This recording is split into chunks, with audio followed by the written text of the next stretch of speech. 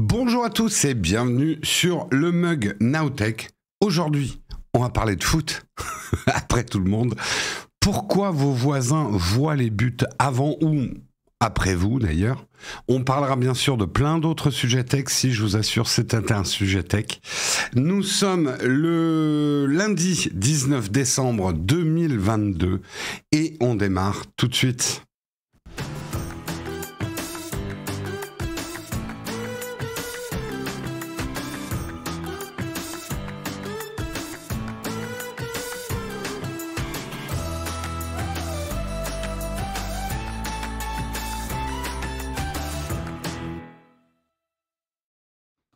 Bonjour à tous, j'espère que vous allez bien. Oui Samuel, c'est un article qu'on a déjà fait en 2021. Nous aussi sur le Mug, on fait les marronniers comme on dit.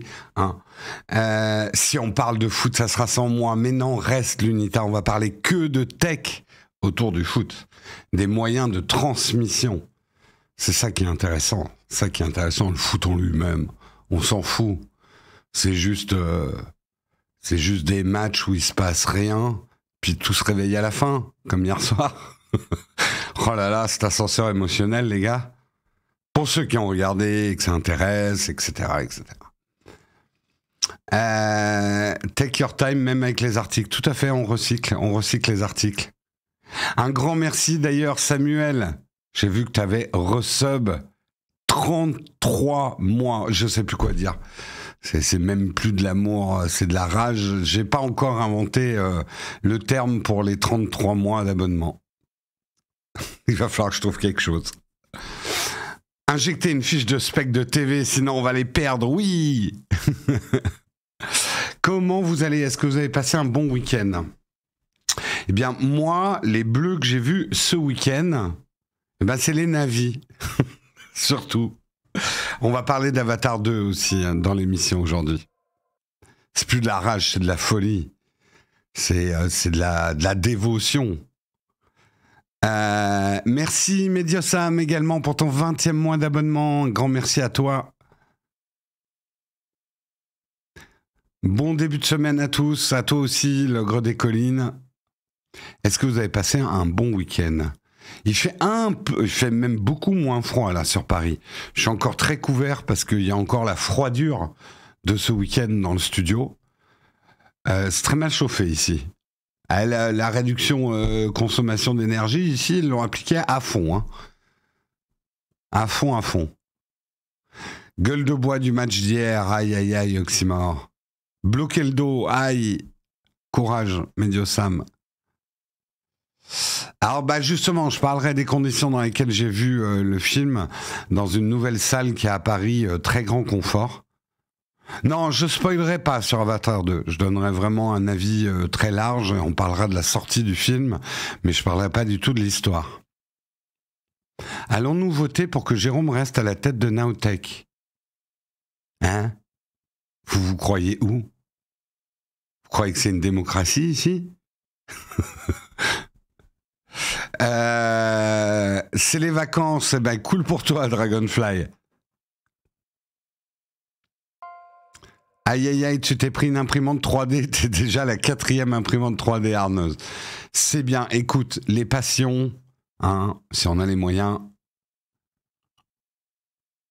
Et sur le foot, par contre, ça spoil. Non, je donnerai pas le... Pour ceux qui n'auraient pas regardé le replay du match, je ne donnerai pas le score. Mais regardez bien jusqu'à la fin. C'est tout ce que je peux dire sur le replay du match d'hier. C'est un peu comme les séries, tu sais, qui démarrent au 5e épisode. Vraiment, tout le début est chiant. C'est vraiment que à la fin que ça devient intéressant. C'est officiellement pour le taf. Bien joué. Bien joué, bien joué. Bon, si on regardait ensemble... Faut pas quitter à la 75e minute, ouais, tout à fait. Si on regardait ensemble le sommaire du jour, donc je vais vous faire un marronnier, hein, les fameux marronniers sur la Coupe du Monde 2021. Pourquoi les voisins voient les buts avant vous? On va surtout s'attarder effectivement sur les questions techniques de rediffusion. Et vous verrez, c'est assez intéressant et c'est une vraie problématique aujourd'hui sur un live où quelques secondes peuvent compter comme effectivement un match de foot, match de tennis, match de hockey, curling, bowling. Voilà, tout ce qu'il y a en direct et de passionnant et de palpitant.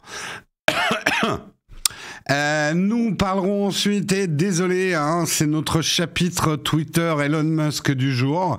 Ça continue encore et encore. Un tollé mondial. Elon Musk autorise les journalistes bannis de Twitter à revenir. Je vous avais dit qu'il avait banni les journalistes vendredi. Pourquoi il les fait revenir? Mais ça s'arrête pas là. Ça s'arrête pas là, la folie. Twitter interdit maintenant la promotion de ses concurrents, tels que Mastodon, Instagram ou Facebook.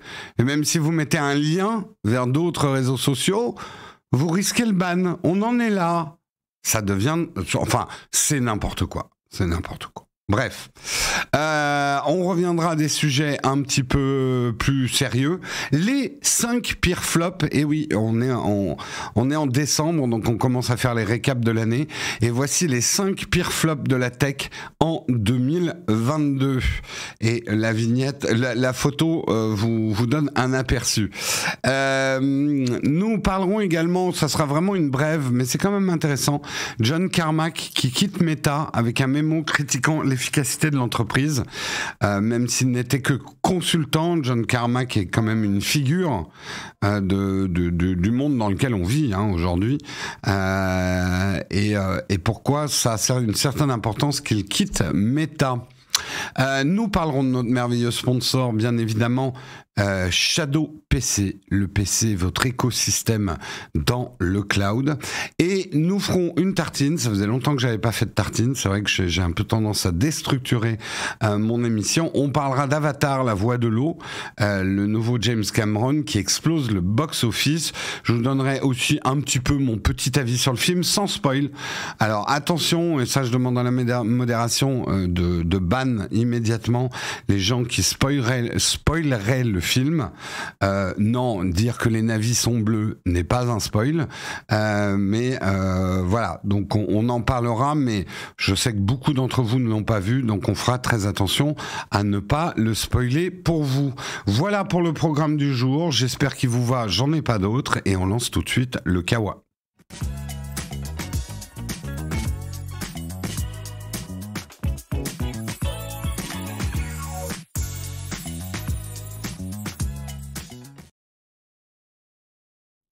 Ah, vous me donnez une info intéressante. Elon vient de faire un sondage pour savoir s'il reste ou pas à la tête de Twitter. 10 millions de votes. Et la tendance est plutôt vers... on le fait partir ou on le fait rester? Ça m'intéresse parce que du coup, ça donnera un... Attendez, je vais peut-être regarder départ vers le dégagisme. La démocratie, ça, c'est bien, hein, sauf que ça va, quand ça va à l'encontre de ce que tu veux faire. 56% oui, dégage. Ah ouais, je pense que c'est un piège, effectivement. Je pense que c'est encore un piège d'Elon Musk. Puis on parlera justement de cette histoire de vote sur Twitter. Qu'est-ce que ça a de démocratique, cette histoire?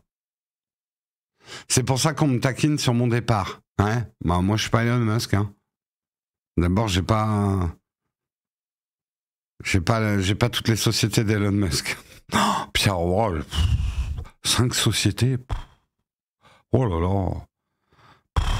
Oh, la compta, ça doit être chiant.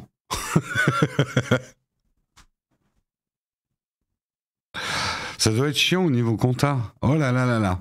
Bon, on va pas commencer avec Elon Musk. On va parler de foot. Non, on va pas parler de foot. On va parler de tech foot. Exactement.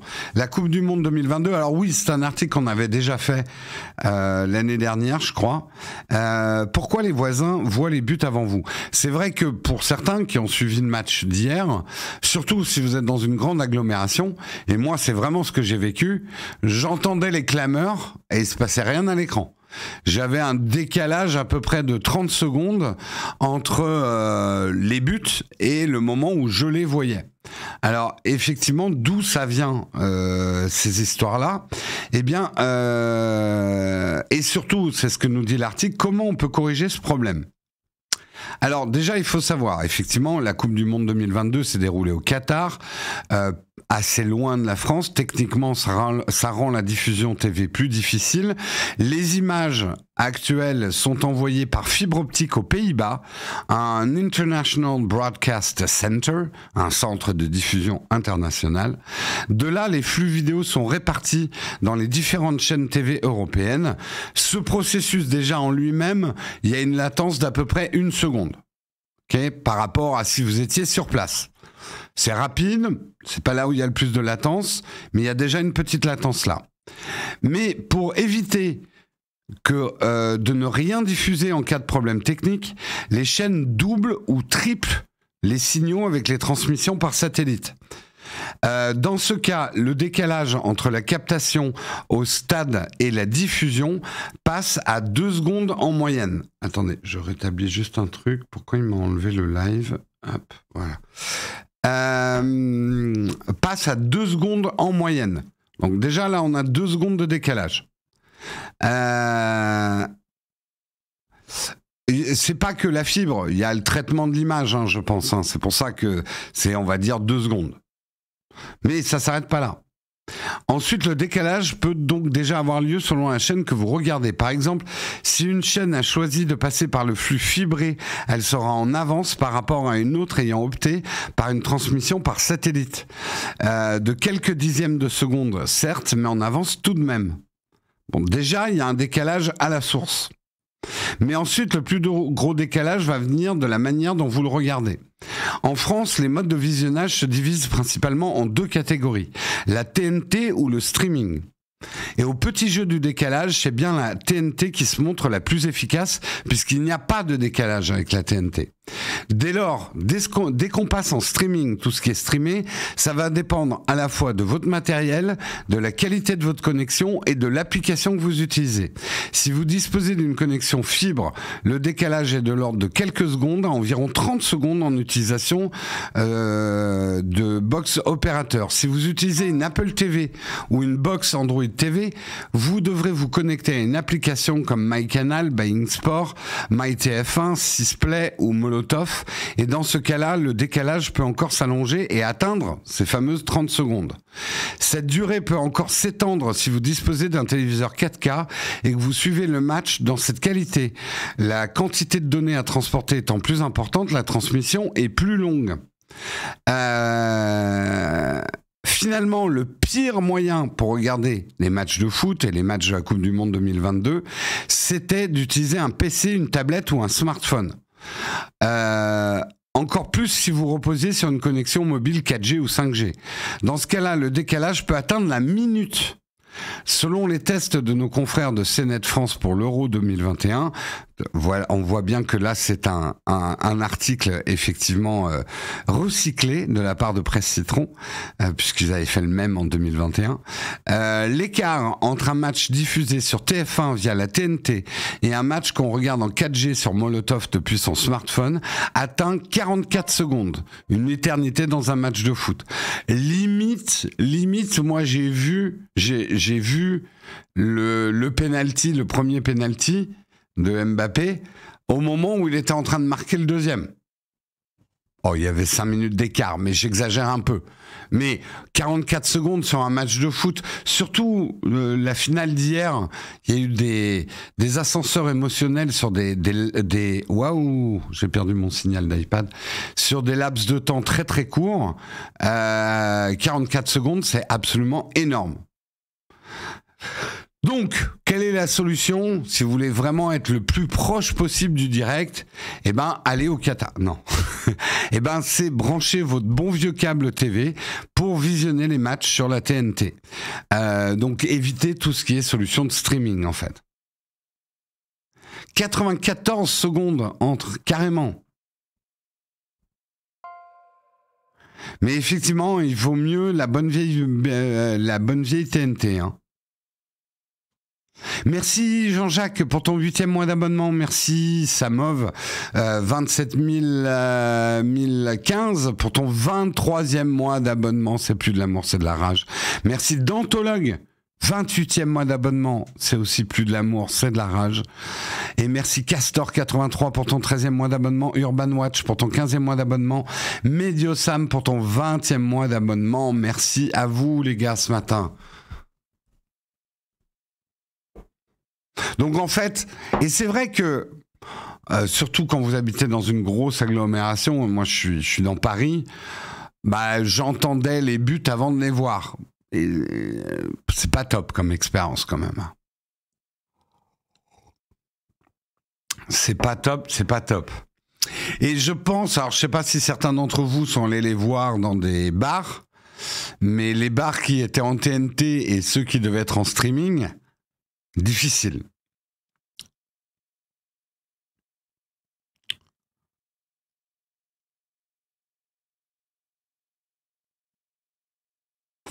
En fait, alors, nous précise Balgrimus, en fait, il y a deux technologies qui se font concurrence en fonction du support, la TNT, l'app streaming. L'OTT induit beaucoup plus de latence en raison du découpage du flux en chunks de plusieurs secondes. Ouais. Sachant que les players bufferisent au moins 2 chunks. Si un chunk fait 10 secondes, tu as déjà 20 secondes de latence dès le début. Ouais, c'est vraiment une question de technologie. Aujourd'hui, on peut pas avoir du streaming. En fait, je peux vous le dire, là, je viens de faire un geste, vous l'avez pas vu. Il y a un décalage entre Twitch et vous. Et le moment là où je suis en train de parler, vous m'avez pas encore entendu. Je suis peut-être allé marquer un but. Peut-être. Hop. Ouais, but. Et j'en perds mon signal de... Putain, que c'est fragile ce truc. Voilà. Donc vous savez pas, peut-être que je fais des trucs et vous le voyez pas. Enfin si, mais vous le voyez avec du retard. Encore pire pour ceux qui sont au téléphone. Tout à fait. Tout à fait, tout à fait.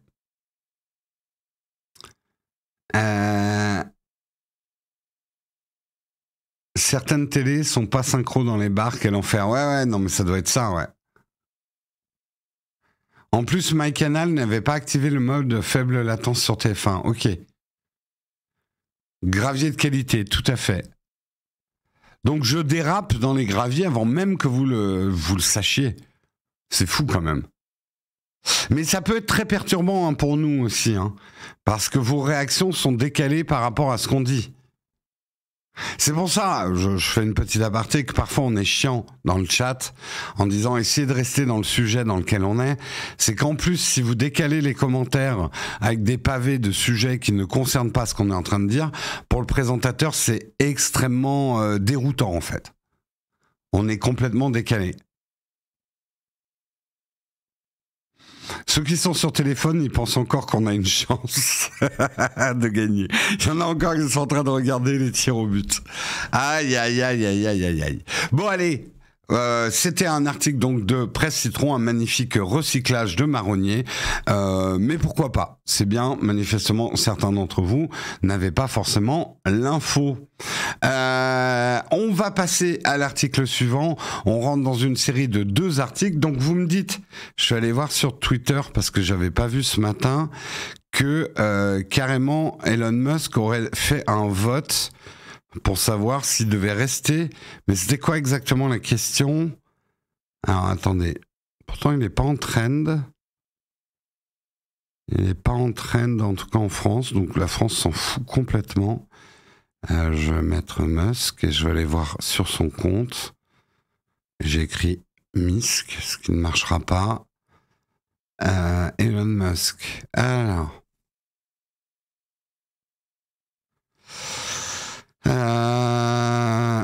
should I step down as head of Twitter?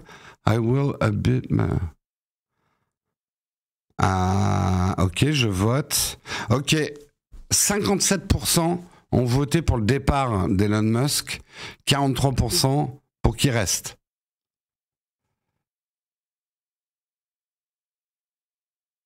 Won't happen again going forward. Ouais. Bon, on va en parler à la fin, mais je pense que c'est la conséquence effectivement de cette série de décisions, cette dernière volée de décisions qui prouve qu'il ne sait pas ce qu'il fait, hein, le pauvre garçon. Là.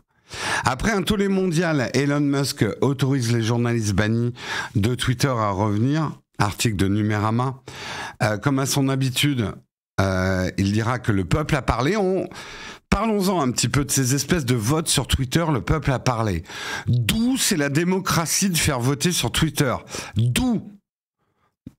Nulle part. Il n'y a rien de démocratique. On est dans de la fausse démocratie, on est dans des votes à main levée. Les votes à main levée ne sont pas la démocratie, parce qu'un vote à main levée est toujours conditionné par le regard de ceux qui sont autour de vous. La vraie démocratie, il n'y a pas de vote comme ça. Le vote doit être anonymisé, le vote doit être secret, il doit être organisé, il doit être accessible à tous, ce qui n'est pas du tout le cas d'un vote sur Twitter. Donc, dire le peuple a parlé après des votes Twitter, c'est du populisme de bas étage, c'est de la dictature, c'est vraiment de la fausse démocratie. Donc déjà, moi j'ai donné mon avis, ces votes sur Twitter n'ont aucun sens et sont même dangereux, extrêmement dangereux. C'est mieux qu'aucune consultation, je suis pas du tout d'accord, Sony. Au contraire, parce que c'est la manière qu'il a de déclencher les votes. Déjà, parlons au niveau international. L'heure à laquelle il met ses votes, est-ce que internationalement c'est équitable? Un mec qui utilise la plateforme qu'il possède lui-même comme organe de vote, je veux dire, on ferait des élections présidentielles comme ça, je te dis pas le tollé. Donc non, je préférais qu'il fasse pas ces votes-là. Je trouve que franchement, ça fausse tout en plus. Ça fausse tout, ça fausse tout. Merci Sloane Fardel pour ton Prime, 21e mois d'abonnement. Grand merci à toi. C'est ton discours qui est totalitaire, là, la démocratie. Alors, Sony, faisons une petite parenthèse historique. Je t'invite à lire les débuts de la démocratie. Les débuts de la démocratie n'avaient rien de démocratique. Les démocraties de l'Antiquité, déjà la citoyenneté était réservée à une élite. C'était une bonne idée, hein, mais dans l'application, et le vote à main levée, ça je suis désolé, même si on a peut-être commencé par le vote à main levée, mais le vote à main levée est tout sauf démocratique. Je sais pas si tu as déjà fait des votes à main levée, on en a tous fait dans notre vie. Le vote à main levée est conditionné par le regard des autres. Tu vas parfois pas voter selon tes convictions, juste pour faire partie de ceux qui lèvent la main ou qui gardent la main baissée. Donc, pour moi, le vote à main levée est un viol de vote, dans le sens où tu peux avoir une pression extérieure énormément sur ton vote. D'où la très grande importance, en tout cas à mon avis, dans un vote, que ça soit privé, confidentiel, avec un rideau, qu'on fasse attention effectivement que tu jettes pas tes papiers de ceux pour qui t'as pas voté n'importe où, parce que tu risques d'avoir une influence sur les autres. Et même de dire pour qui t'as voté sur Twitter, c'est antidémocratique pour moi.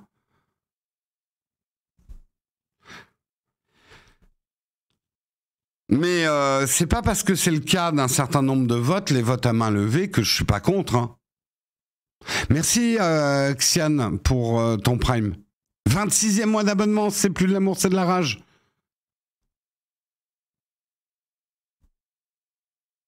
Bref, je donne mon avis. Sur moi, les votes à main levée, ça me mérisse le poil. Bref, ça me fout les nerfs. Ça me file le seum. Voilà. Merci Vluna pour ton 27e mois d'abonnement. C'est plus de l'amour, c'est de la rage. Merci, merci.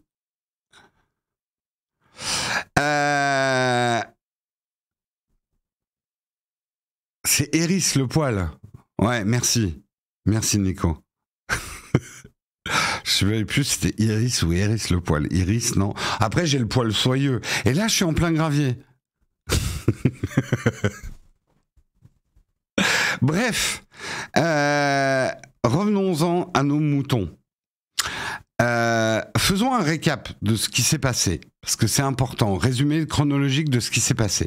Depuis des années, Elon Musk essaye de faire disparaître des comptes Twitter qui agrègent des données publiques de ses voyages en jet privé, des initiatives ayant pour but de sensibiliser les milliardaires à leur empreinte carbone. Ok, on le sait, Elon Musk avait même essayé de racheter le compte qui tweetait ses voyages en jet privé. Ok. En octobre 2022, Elon Musk devient le patron de Twitter. Le 14 décembre 2022, le compte ElonJet, qui suit les mouvements de jet de Musk, est suspendu. La raison, Twitter estime désormais qu'il s'agit d'une pratique de doxing, bien que les données soient publiques. Alors, le doxing, important de redonner la définition, le doxing est une pratique qui vise à publier toutes les informations qui permettent d'identifier une personne en ligne, ainsi que sa localisation physique, comme son adresse ou celle de ses proches. Ok ? Le 15 décembre 2022, Twitter met à jour ses règles et décide qu'il est désormais interdit de partager toute localisation en temps réel d'une personne sur sa plateforme. Le 16 décembre 2022, Twitter bannit une demi-douzaine de journalistes qui avaient suivi de très près la carrière de Musk ainsi que le rachat de Twitter. Ces journalistes de CNN, du New York Times ou du Washington Post n'avaient évidemment pas partagé en temps réel la localisation de Musk. Certains avaient écrit des articles sur la suspension du compte ElonJet, d'autres avaient participé à une réunion Twitter Space lunaire, qu'à le dire, avec le milliardaire qui s'était braqué et avait quitté l'interview après 3 questions. L'une d'entre elles, de journaliste, Lynette Lopez, est connue pour mener des investigations sur Tesla et Musk depuis des années. Elle a été suspendue sans jamais avoir tweeté la localisation de Musk, mais après avoir publié des tweets rappelant toutes les fois où Elon Musk avait ciblé ou doxé des individus, notamment sur son compte. Donc ce qu'elle avait fait, cette journaliste, c'est de dire ok, donc Twitter, ils veulent plus de doxing, ils bannissent tous les comptes qui font la localisation, mais combien de fois Elon Musk, lui-même, a partagé des données de localisation sur une personne et a tiré le shame sur cette personne? Et a priori, il l'aurait fait pas mal de fois. Quelques heures plus tard, pas moins que les Nations Unies, quand vous énervez les Nations Unies, c'est quand même pas top. Hein. Les Nations Unies ont condamné cette décision qui pourrait instaurer un dangereux précédent à travers la voix d'un porte-parole. Plusieurs personnalités au sein de la gouvernance de l'Union européenne ont également verbalisé une inquiétude pour cette suspension arbitraire. Vera Jourova,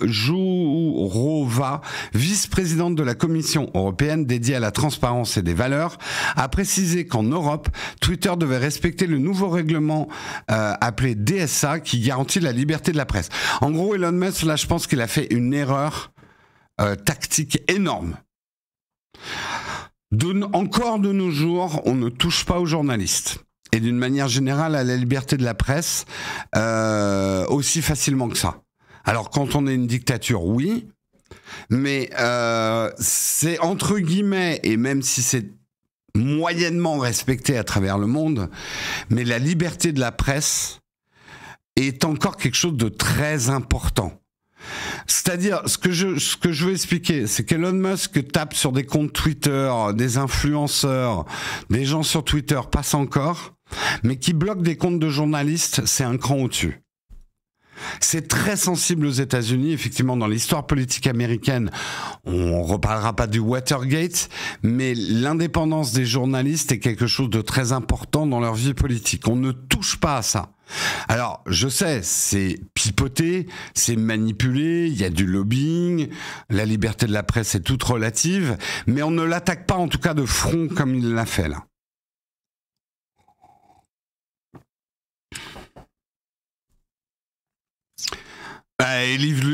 Si bloque Élise Lucet, alors là, hein, il va se prendre... Merde, c'est quoi l'émission d'Élise Lucet, hein? Ah ce serait drôle, en fait. Merde, c'est quoi déjà son émission?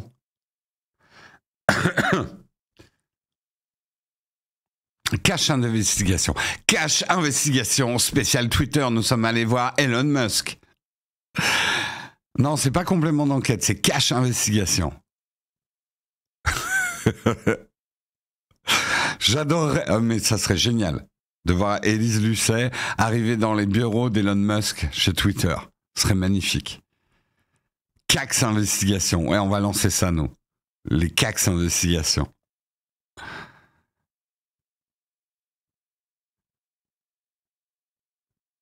Alors, je sais, partons pas sur la liberté de la presse. Je sais qu'elle est très relative en France, encore plus qu'ailleurs. Mais il y a une différence entre manipuler la liberté de la presse. Je dis pas que c'est une nuance qui est bonne, hein, mais je dis, même en France, on essaye, entre guillemets, d'être subtil quand on attaque la liberté de la presse ou qu'on essaye de la manipuler. L'attaquer frontalement et bloquer des tweets de journalistes, c'est une attaque frontale, c'est de la grosse Bertha, c'est le degré zéro de la subtilité. Hein.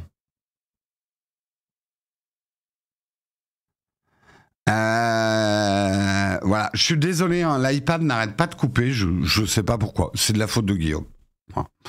Comme d'habitude. Bon, on en est là au niveau de la presse, mais non, ça c'est pas fini là-dessus. Puisque finalement, Twitter a ramené ses comptes, alors pas tous, c'est pas encore très clair. La communication est très cafouilleuse là-dessus. Elon Musk dit oui, ok, bon, on a peut-être allé un peu loin. Ok, je réouvre ses comptes. Bref, il s'est fait taper sur les doigts quand même par les Nations Unies. Tout puissant qu'il est, quant à les Nations Unies qui commencent à froncer les sourcils sur ce que tu fais, bon, soit t'es un dictateur et tu dis, yeah, c'est cool, mais en règle générale, c'est jamais une super bonne nouvelle quand même. Pour une société privée, voilà. Donc, c'est peut-être dit, ouais, je suis peut-être allé un peu vite là. Globalement, c'est le reproche général que je ferai à Elon Musk. Tout ça va un peu vite. Je sais qu'on a une époque où on n'a plus le temps du temps. On n'a plus le temps de rien. Il faut aller vite. Mais alors là, son move fast, break things, c'est comme s'il avait mis les fusées de SpaceX derrière un éléphant et qu'il avait foncé dans un magasin de porcelaine, quoi. C'est même plus du move fast, break things. C'est move fast, break everything. Le plus vite possible. C'est...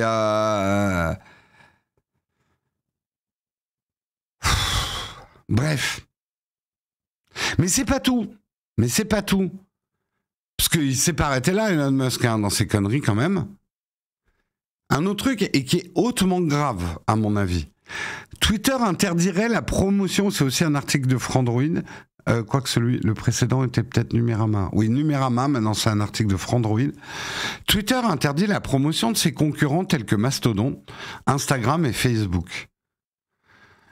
Twitter interdit de promouvoir ses concurrents. Désormais, les utilisateurs Twitter ne sont plus autorisés à dire à leurs abonnés de se rendre sur Mastodon, par exemple. Mastodon, pardon. Il n'y a pas le T. Les sanctions de cette règle incluent la suspension des tweets et même la suspension des comptes. Twitter Support a tweeté le 18 décembre « We recognize that many of our users are active on other social media platforms. However, we will not longer allow free promotion of certain social medias platforms on Twitter. » Donc en gros, nous avons pris connaissance que beaucoup de nos utilisateurs sont actifs sur d'autres plateformes de réseaux sociaux, mais nous n'autoriserons plus la promotion de ces réseaux sociaux sur la plateforme Twitter. La nouvelle règle ne concerne pas uniquement Mastodon, puisque plusieurs plateformes sont également concernées, dont Meta, Facebook, Instagram, Truth Social, Tribal, Nostr et Post. En plus des tweets de promotion, vous êtes par ailleurs plus autorisé à inclure des comptes ou des liens Mastodon, dans les bios Twitter. Notez que LinkedIn ou encore YouTube ne sont pas cités. Plus précisément, nous supprimerons les comptes créés uniquement dans les buts de promouvoir d'autres plateformes sociales ou du contenu contenant des liens ou des noms d'utilisateurs pour les plateformes suivantes: Facebook, Instagram, Mastodon, Truth Social, Tribal, Nostr et Post. Cette nouvelle règle illustre bien l'approche d'Elon Musk à géométrie variable de la modération. Elle illustre aussi une énième dérive importante d'Elon Musk. Là, la dérive, elle est très grave. Elle est très grave. Parce que, en gros, alors là, pour l'instant, YouTube n'est pas concerné, mais moi, je vais prendre mon cas à moi. Le compte Nowtech Team, en gros, 95% des tweets du compte Nowtech Team, celui qui représente notre chaîne, est là pour relayer des liens YouTube. Pour dire aux gens qui nous suivent sur Twitter, « Hey les gars, on a posté une vidéo. » D'ailleurs, j'y pense. « Hey les gars, on a posté une vidéo hier. » Si vous l'avez pas vu, Guillaume teste un ordinateur du futur avec des prix du futur aussi. Voilà, si vous n'avez pas vu la vidéo d'hier. Donc en gros, ça veut dire que sur Twitter, je n'ai plus le droit de mettre des liens externes vers d'autres réseaux sociaux. Alors, comprenez que dans le monde des influenceurs dans lequel on vit, on vous apprend dès le berceau d'influenceurs qu'il faut propager et il faut mixer au maximum les réseaux sociaux. C'est-à-dire qu'il ne faut pas seulement poster sur un réseau social, mais nourrir aussi les autres, et que les algorithmes de Google aiment beaucoup cette profusion d'informations multisources. Ils aiment bien. Ça, l'algo, voilà. Alors que si vous êtes que sur un réseau social, l'algo de YouTube, il fait mouef, bof. Voilà. Je vous ai montré de manière technique comment fonctionnait l'algorithme de Google, qui nous référence de manière générale. Donc ça va complètement à l'encontre. Ça voudrait dire que sur Twitter, je n'ai plus le droit de montrer une photo qui viendrait d'Instagram ou de promouvoir mon Instagram en disant allez voir mon dernier post Instagram ou allez voir ma dernière vidéo YouTube ou allez voir mon dernier post Facebook qui doit dater maintenant de 2017.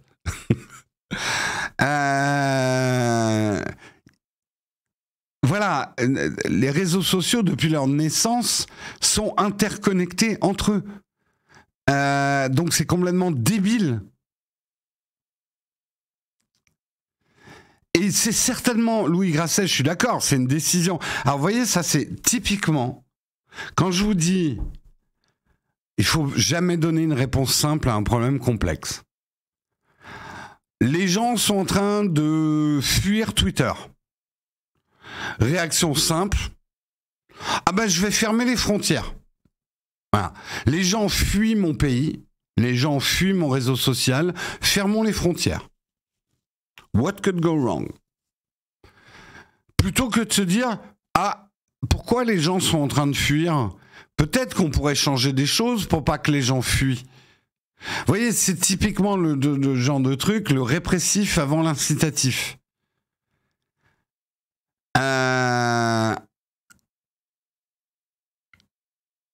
Alors attention à l'honnêteté intellectuelle, par contre l'annonce parle de comptes créés uniquement dans ce but parce que the user a posté de temps en temps un message avec le lien. Je suis d'accord Oleg, mais on sait que Elon Musk est tout sauf un mec subtil. Quelle est la différence entre par exemple le compte Nowtech Team qui est surtout là pour relayer des liens YouTube, mais si on le fait disparaître, les quelques tweets qu'on fait qui ne sont pas des liens YouTube disparaissent aussi. Enfin, tu vois ce que je veux dire? Et surtout, in fine, en quoi ça va arranger le problème de migration?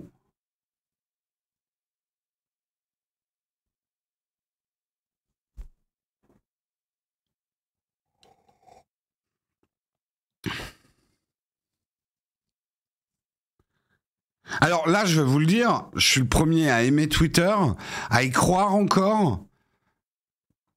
Tout n'est pas mauvais dans les décisions. Je sais, je vais pas m'attirer que des amitiés en disant ça, mais je pense que tout n'est pas mauvais dans les décisions d'Elon Musk. C'est plutôt d'une manière générale, je lui reproche à 100% ses méthodes et sa manière de faire. Je trouve pas que ses décisions sont à 100% mauvaises. Elles sont à 80% mauvaises. Mais il y a 20% d'idées qui sont pas mal pour le futur de Twitter. J'y crois encore, mais typiquement, s'il fait passer ça, si ça commence à être inscrit dans le marbre, qu'on n'a plus le droit de faire la promotion des autres réseaux sociaux et même d'en parler, parce que c'est un petit peu ça, c'est un motif pour moi de départ de Twitter. C'est clair. Et justement, en parlant de départ, et vous m'avez apporté la news ce matin, donc parlons-en quelques secondes, j'ai pas d'article dessus, mais Elon Musk va plus loin ce matin, il a carrément demandé un vote s'il devait rester à la tête de Twitter ou pas. Je pense que c'est un piège. Et qu'est-ce qu'il va faire en fait? Parce qu'après avoir amené Twitter là où il en est aujourd'hui, qu'est-ce qui va se passer? Il aura juste détruit Twitter. Est-ce que c'était pas le but? On peut se poser sereinement la question. Est-ce que le but n'était pas de détruire Twitter? Ce à quoi il a plutôt réussi, s'il part maintenant, il aura juste réussi à détruire Twitter.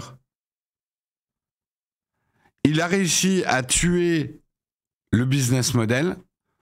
Les annonceurs sont en complète défiance par rapport à Twitter. Il aura réussi à défier complètement les utilisateurs. Avec ses pratiques de conspirationniste QAnon, etc., il aura ramené sur Twitter... Alors, certains vont dire, des gens qui ont droit à la liberté de l'expression, enfin, qui sont les premiers à la craindre. Bon, on ne va pas rentrer dans le débat. En voulant recréer un équilibre parce que Twitter était trop de gauche, bah ok, il a ramené une certaine droite sur Twitter, mais du coup, il a fait fuir, ou il est en train de faire fuir toute la gauche. Donc, il est où l'équilibre? Bref, tout ce qu'il a fait a tout pété, en fait.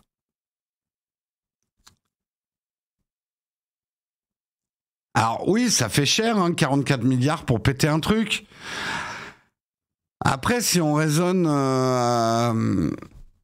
est-ce qu'il avait un intérêt est-ce que vraiment il avait un... Vous savez, je pense pas que c'est un mec qui hésite à dépenser 44 milliards s'il pense qu'il a une mission.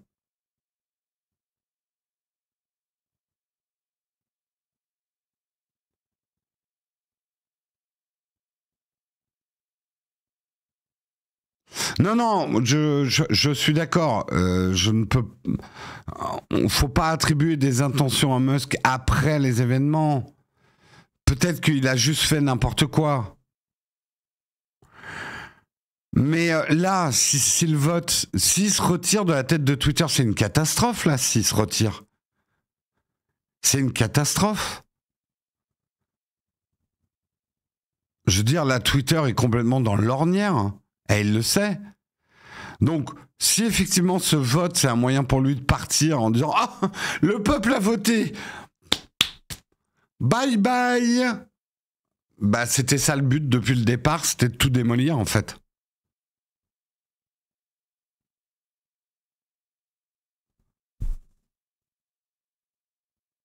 Les frasques de Musk avec Twitter, ça n'intéresse que les influenceurs qui ont peur pour leur business. Je suis pas du tout d'accord avec ça, Dixit. Pas du tout d'accord. Mais je sais que certains d'entre vous pensent que Twitter n'est pas vraiment important. Mais moi, je pense que Twitter est quand même la rumeur du monde. Et que c'est important. Mais je comprends que personnellement, et ça ne change rien, si vous, à titre personnel, vous vous en foutez de Twitter, très bien, on peut très bien vivre sans lire les journaux, on peut très bien vivre sans Twitter, on l'a fait avant, etc. Mais je pense justement, on va pas le redire, mais Twitter a apporté des choses extrêmement bénéfiques au monde. Mais extrêmement mauvaises aussi, hein.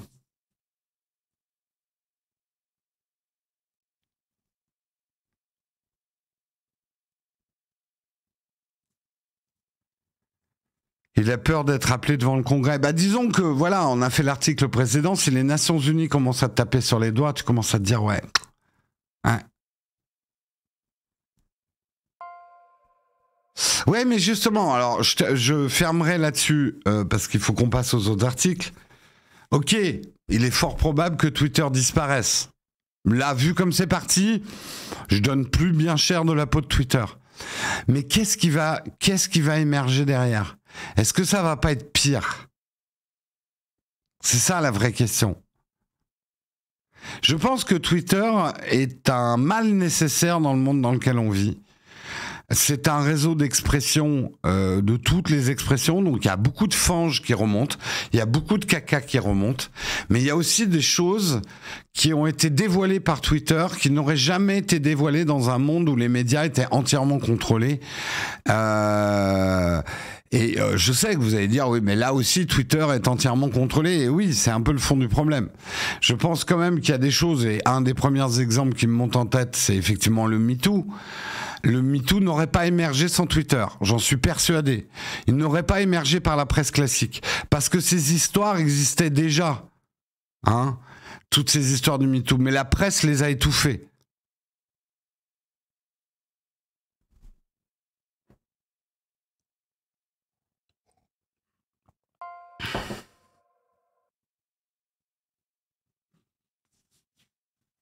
Le problème, je pense, alors, vous dites les influenceurs vont disparaître. Vous avez déjà une vision des influenceurs que je comprends, hein. Très négatif des influenceurs, parce qu'en ce moment c'est très, enfin, l'influenceur bashing est très tendance, et a raison. Il y a toute une partie effectivement des influenceurs qui ont un business extrêmement malsain et extrêmement chelou, et on comprend pas pourquoi ces gens-là ont une quelconque influence.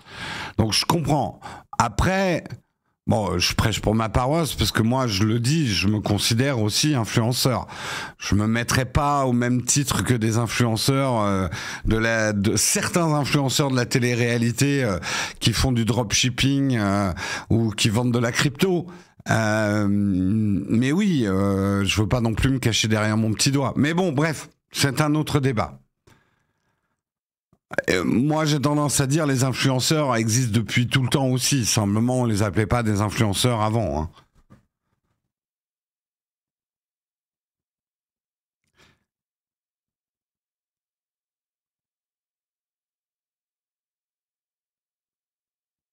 Hein. Le MeToo est né dans la presse, n'aurait certainement pas eu la portée qu'il a eue sans les réseaux sociaux et notamment Twitter. En donnant effectivement la parole aux victimes à qui la presse refusait la parole pour la plupart. Hein. Donc, je suis pas d'accord avec votre analyse. Hein.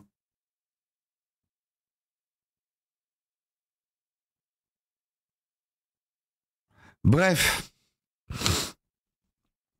On verra, on va voir. Là, il faut vraiment, c'est au jour le jour, c'est heure par heure que les choses changent sur Twitter. C'est vraiment trop compliqué. Je pense aux youtubeurs qui ont fait des vidéos sur Twitter et ce qui se passait. Le problème, c'est que ça change tellement vite que t'as pas le temps de faire une vidéo, hein, là, en ce moment.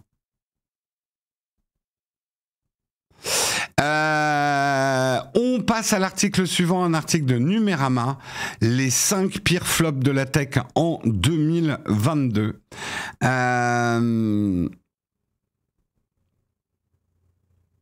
Qu'est-ce que vous dites du cancel des influenceurs à cause de leur mauvais comportement?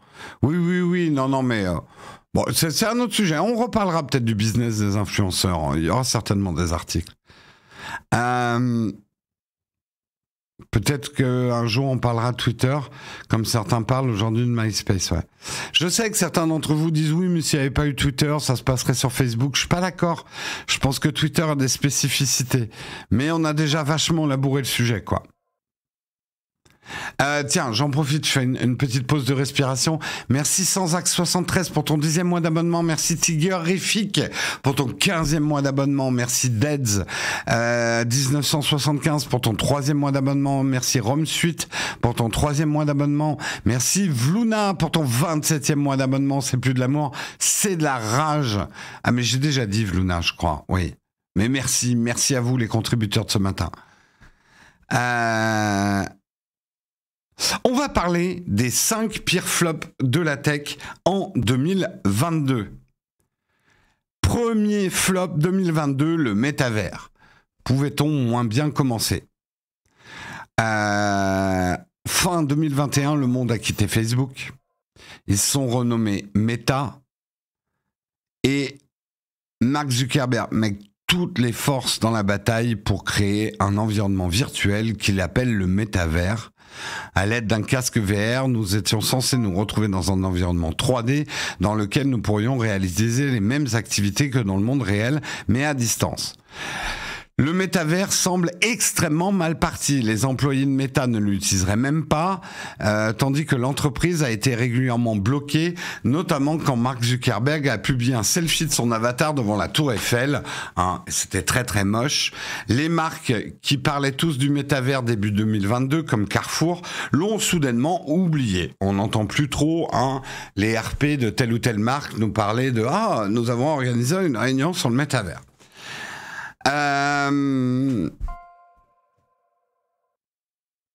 Ouah, merci beaucoup Mediosam qui a offert 5 abonnements à la communauté. Grand merci à toi. Grand merci. Et Louis aussi qui a offert 5 abonnements. Et nous sommes dans le train de la hype, mais c'est folie. Merci Pixel Gourmand pour ton 17e mois d'abonnement. Grand merci. Train de la hype niveau 4, direct, boum.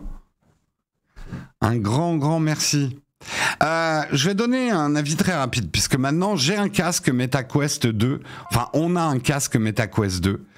Waouh, Louis Rasset qui remet le couvert, qui a déjà offert 70 abonnements à la chaîne. Grand merci à toi, Louis. Qui a offert 5 abonnements de niveau 1. Grand merci. Je suis allé voir. Donc, je suis allé voir de mes yeux, le métavers. C'est vite, hein. Il n'y a pas grand monde, hein. On se fait chier, hein. On se fait vite chier. C'est techniquement... Non, je vais être honnête, c'est techniquement moyen. C'est mieux que ce qu'on a vu au début. Mais je ne vois absolument pas l'intérêt du truc. Et c'est le fond du problème. Je ne vais pas partir dans une grande diatribe, mais... On ne se réunit pas sur Internet pour rien. Ça a été l'erreur de Second Life, c'est l'erreur qui est en train de faire Metaverse, ça a été l'erreur de tout un tas de tentatives. Les gens veulent bien se réunir et partager des choses en ligne, mais s'il y a un but, en fait, s'il y a quelque chose à faire, c'est bien pour ça que moi, les métavers dans lesquels j'ai passé 5 ans de ma vie, c'est World of Warcraft. J'y allais d'abord pour jouer au MMO, retrouver mes potes et jouer avec eux. Pas juste les retrouver et on discute et on fait 2-3 parties de ping-pong mal foutues. C'est pas le ping-pong qui me fera venir sur un métavers. C'était pour des quêtes héroïques, looter, jouer, faire des raids. Là, oui, j'ai une vraie raison d'y aller. Sinon, effectivement, je préfère aller dans un bar. Alors, le côté business, pourquoi pas? C'est pas inintéressant. Si j'avais la thune, j'équiperais toute mon équipe de casques Quest 2 et on ferait les réunions en virtuel. On pourra peut-être le faire, je crois, quand les applis seront dispo. Ça sera intéressant. Pourquoi pas?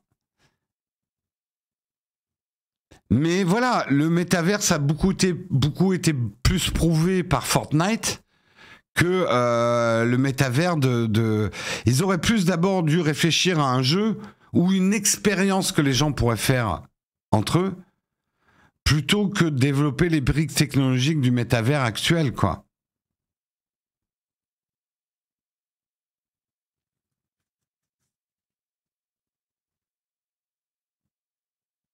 Donc, alors voilà, ma deuxième réflexion, et je m'arrêterai là parce que sinon je ne vais jamais avoir le temps.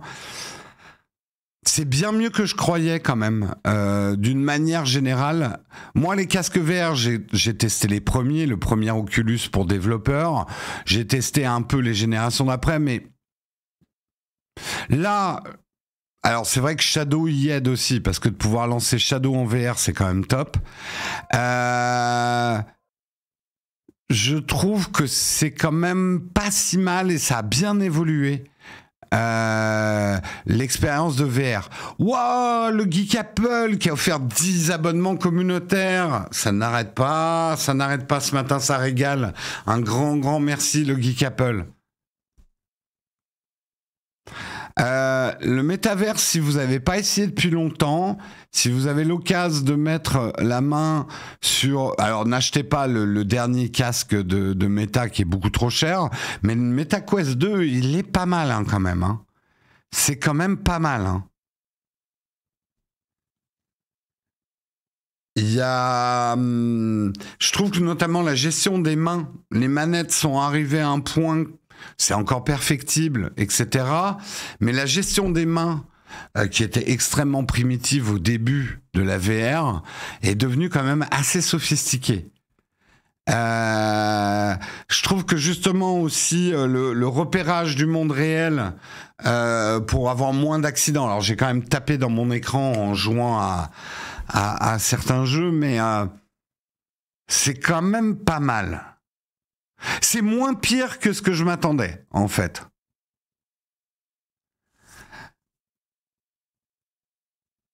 Ouais, je joue en ce moment à Skyrim sur mon Shadow VR à travers mes MetaQuest 2. J'y joue peut-être pas des sessions aussi longues que Skyrim quand je jouais devant mon PC, mais l'expérience est plutôt pas mal. L'expérience est plutôt pas mal.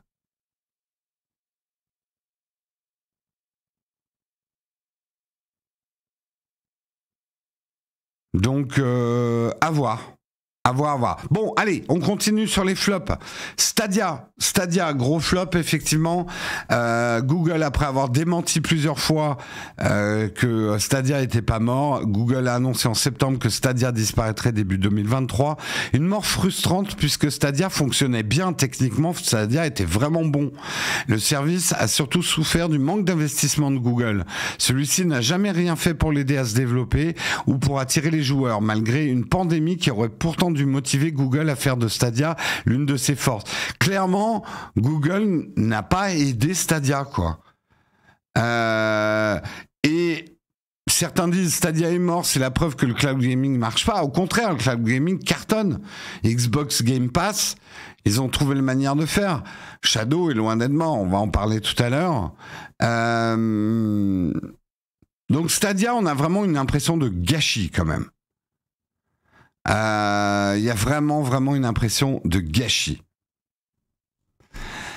La guerre du streaming en troisième, effectivement, il y a un peu trop de monde là. On est d'accord. Lionsgate Plus est mort quelques jours après son arrivée en France. Il s'appelait Starplays avant. Aux États-Unis, le mastodonte HBO Max est lui aussi sur le point de disparaître. Sur décision de Warner Bros. Discovery, son groupe, qui croit de moins en moins au streaming premium. Enfin, Salto et OCS, deux services français, sont menacés. Paradoxalement, les petits nouveaux comme Paramount Plus viennent de se lancer. C'est un vrai bordel. Les consommateurs... On peut conclure effectivement dans cette année 2022, les consommateurs, vous et moi, on ne va pas s'abonner à 15 services. C'est d'abord financièrement impossible et puis c'est beaucoup trop compliqué à gérer. C'est ce qu'espéraient les studios, mais ils se fourraient le doigt dans l'œil jusqu'au genou. L'année prochaine, la concentration risque d'être essentielle pour tous ces acteurs. Si tous ces acteurs veulent survivre, il n'y a pas assez de place pour tous, d'autant plus que les prix risquent d'augmenter. Et même d'autant plus qu'on voit très bien une stratégie en ce moment, on va dire des leaders du marché de la SVOD, c'est d'augmenter leurs prix, ça va tuer l'arrivée des petits. Parce que quand vous vous mettez à payer 15-20 euros votre service de streaming, vous n'allez même pas prendre 5 euros pour essayer de nouveaux qui arrivent. Donc, ça va être une grosse concentration. Ouais, moi aussi, j'ai testé Paramount. C'est nul, à part la nouvelle série Star Trek qui est pas mal. Il va y avoir des morts. There will be blood. Ça, c'est clair. Il n'y a pas de la place pour tout le monde. Là, c'est fascinant à regarder parce que là, on est en plein dans des mécanismes de la concurrence. Alors, c'est terrible pour ceux qui se font décapiter, mais la concurrence va jouer. C'est un fait que tout le monde ne pourra pas... Ouais, on a accompli la mission du train de la hype. Nous avons des nouveaux émoticônes, c'est magnifique. Record historique pulvérisé, vous avez atteint des nouveaux niveaux de soutien. Mais vous êtes incroyable. Nous sommes à 0% du niveau 7. Let's go! 0% du niveau 7. Chouchou. Donc là, on va, vous êtes incroyaux, effectivement.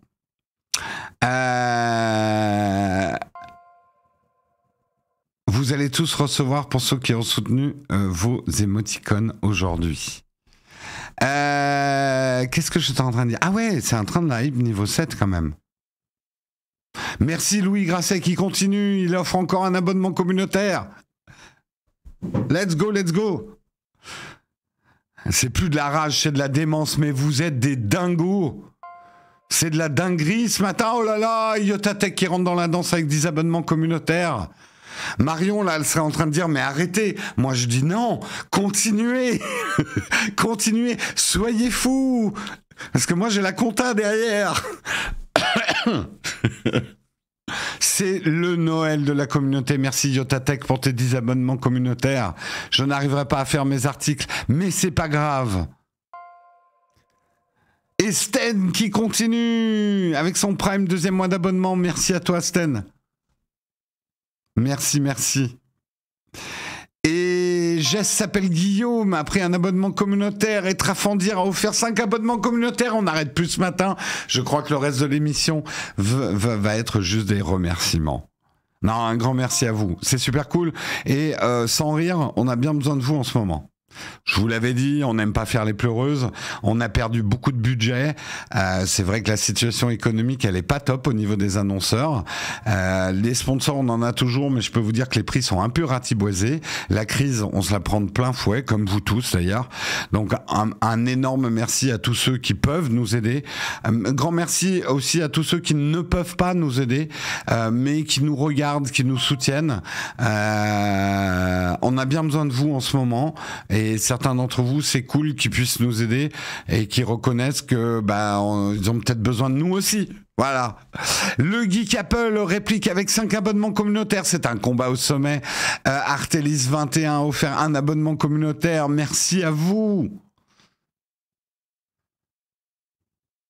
Un grand, grand merci à vous.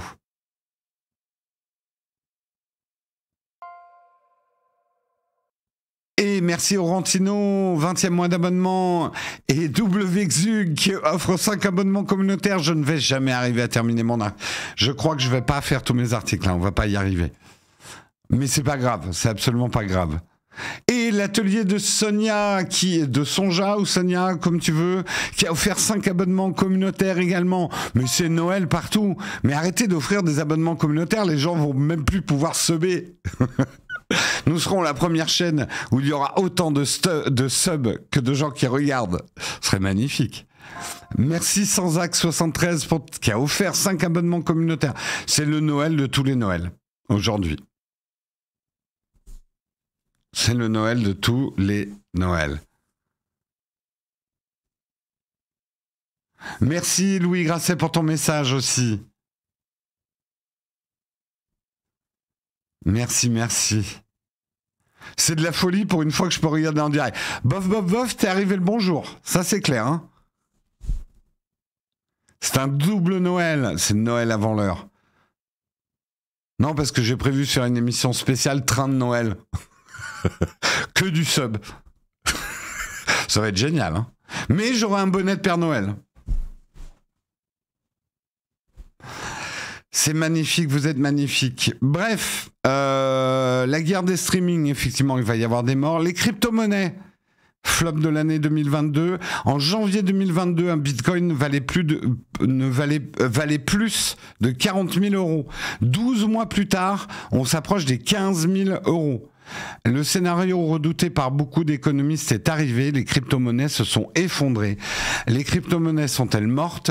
Il faudrait être loufoque pour se lancer sur un tel pronostic. Quoi qu'il en soit, elles traversent leur première très grosse crise. Oui, les crypto-monnaies ont déjà traversé des grosses crises, mais celle-là, elle est quand même balèze.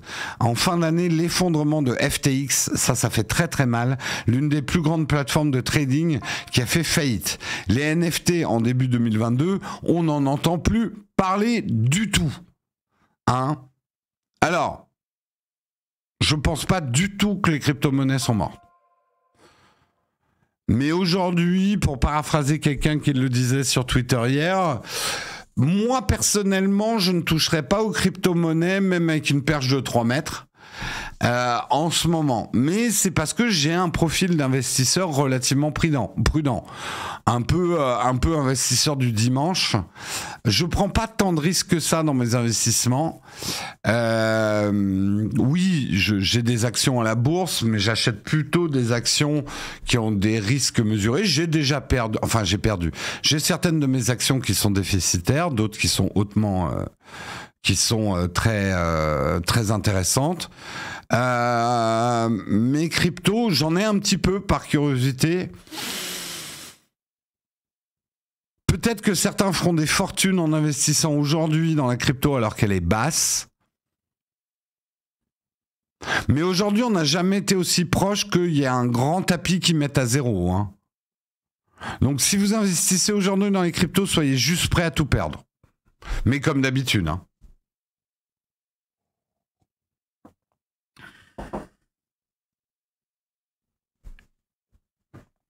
Merci Santa Cruz pour ton Prime 12e mois d'abonnement.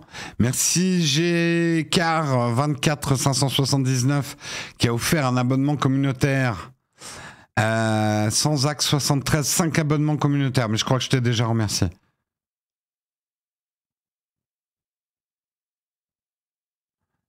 Hello Jérôme, ces actions te rapportent combien en moyenne par an? Tu veux aussi ma déclaration d'impôt, Sébastien? T'es habilité? Je te demande la tienne? Non, d'abord, les actions, ça rapporte pas par an. En fait, les actions, ça rapporte quand tu les vends et que tu fais une plus-value. Donc, je vais pas faire une moyenne lissée de mes plus-values. J'ai pas vendu depuis longtemps. C'est tout ce que je peux te dire. La dernière fois que j'ai vendu des actions, c'est quoi que si, j'en ai vendu en 2019. Certaines actions. Là, pour l'instant, je vends rien. De toute façon, la bourse, elle est basse. Hein. Même mes actions qui performent sont basses. Après, il y a un truc à comprendre aussi avec les actions, c'est la notion de dividende. C'est pas des dividendes. La notion de. En fait, tout dépend ce que tu as investi et ce que ça te rapporte en plus, en fait. Donc, c'est absolument pas.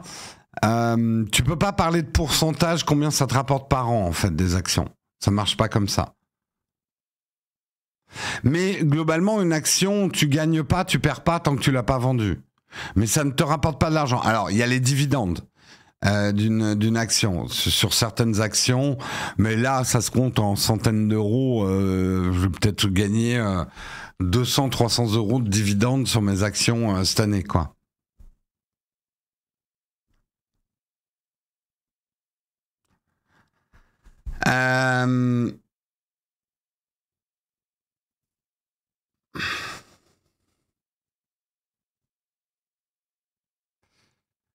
Si le Bitcoin arrive à zéro, c'est une guerre mondiale, une fin du monde.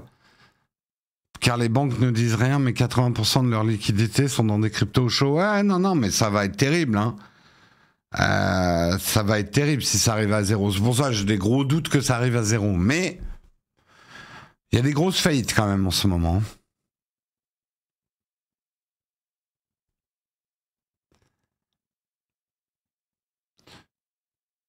Mais oui, effectivement, aujourd'hui, je ne donne jamais de conseils sur ce que vous devez faire votre argent. Il y a deux choses importantes à comprendre, et je le dis parce qu'il y a des gens qui comprennent pas bien. Avec votre argent, vous avez l'épargne et vous avez le placement. Ce sont deux choses très différentes. Désolé, hein, je rabâche, mais c'est hyper important. C'est deux choses très différentes. L'épargne, votre argent, vous prenez un risque On va faire simple. Il n'y a pas de risque dans l'épargne de perdre votre argent. Donc, ce que vous pouvez gagner en épargne est faible, mais la contrepartie est énorme, c'est que vous ne pourrez jamais perdre d'argent sur l'épargne. Donc oui, votre livret A va pas vous rapporter des 1000 et des 100, mais au moins vous perdrez jamais ce que vous avez mis sur votre livret A. Et je le dis comme je le pense, il y a beaucoup de gens qui ne sont faits que pour l'épargne et c'est très bien. N'allez jamais au-delà de l'épargne. C'est pas fait pour vous. Vous avez une certaine vision de l'argent. Vous ne prendrez jamais de risque au-delà de l'épargne et c'est très bien. Et c'est très très bien. Après, à côté, vous avez les placements. Alors les placements, c'est d'une graduation de risque, mais un placement est toujours un risque de perdre son argent. Voilà, c'est la définition pour moi d'un placement. Ne confondez pas les deux. Une crypto n'a jamais été de l'épargne. Des actions n'ont jamais été de l'épargne. Voilà. On vous fait croire qu'il y a un minimum de risque, mais c'est surtout que c'est psychologiquement pas du tout le même type. Donc, on gagne beaucoup plus, mais on risque de perdre beaucoup plus. C'est le jeu, et plus on risque de gagner, plus on risque de perdre. C'est le principe. Donc, ne vous forcez pas. Et je le dis, pourtant on a des sponsors de placement, on avait mon petit placement et tout ça, mais je le dis surtout avant ce début d'année, ne vous forcez pas à faire des placements parce que c'est à la mode ou que vous croyez que c'est ça qu'il faut faire. Il faut avoir un certain type de rapport à l'argent pour faire des placements, tout le monde ne l'a pas. Et le plus important, c'est de vivre bien avec ce qu'on fait. Et si vous vivez mal vos placements, eh ben ne faites pas des placements, c'est tout.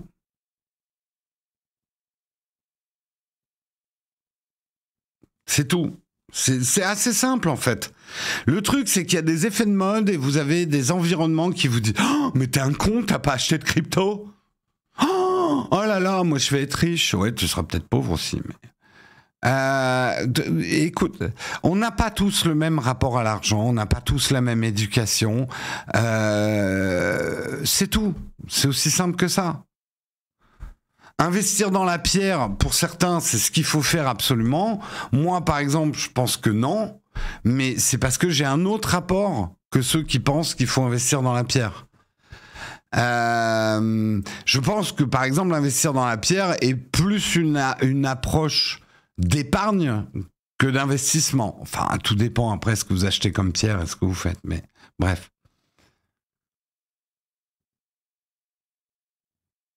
Après, il faut toujours... Moi, c'est pas parce que je fais des placements que j'ai pas d'épargne. Hein. J'ai aussi de l'épargne. Mais je sais très bien ce que je fais. Je fais de l'épargne, mais ça n'a rien à voir avec mes placements.